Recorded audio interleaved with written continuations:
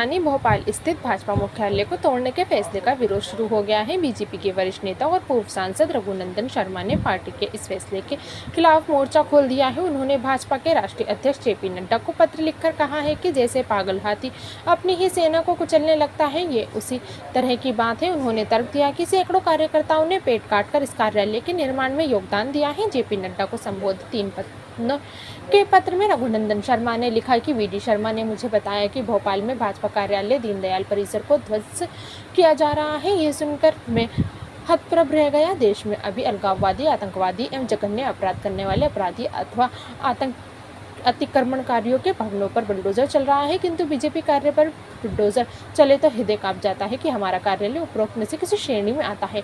शर्मा आगे लिखते हैं कि मुझे ये जानकारी दी गई है कि प्रदेश के लोग इसका नवीनीकरण या सौंदर्यीकरण चाहते हैं, किंतु राष्ट्रीय नेतृत्व ने इस कार्यालय को ध्वस्त करने के नया आदेश बनाने का आदेश दिया है। मेरा प्रश्न है कि राष्ट्रीय नेता ने इस कार्यालय का सर्वांग भ्रमण कर पूरा देखा है? जिसे देखा नहीं उसे मिटाकर नया बनाने का निर्णय दिल्ली से दौलताबाद राजधानी बनाने जैसा ही उदाहरण है। पत्र में उन्होंने लिखा है कि इस कार्यालय को बनाने में मध्य प्रदेश के छोटे से छोटे कार्यकर्ताओं का योगदान है। एक एक कार्यकर्ता ने खुशी खुशी सहयोग किया है। कई गरीब कार्यकर्ताओं ने अपना पेट काटकर योगदान किया है।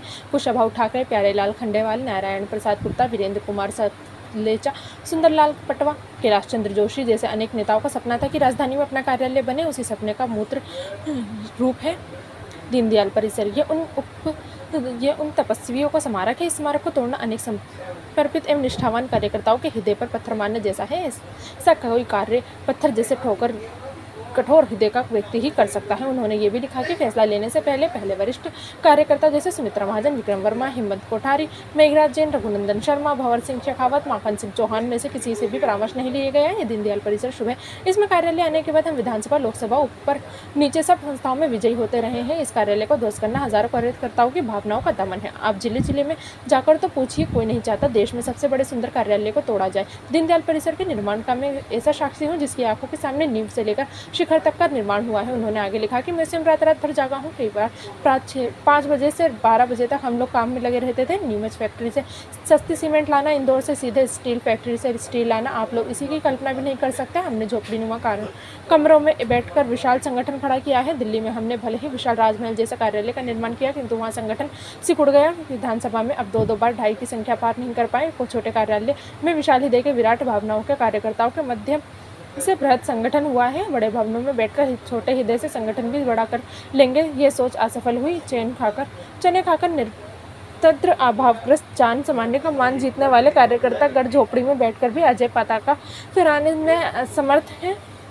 रघुनंदन शर्मा के मुताबिक वीडी शर्मा ने कहा कि रिनोवेशन की अनुमति मांगी थी, हमने विध्वंस का आदेश दे दिया।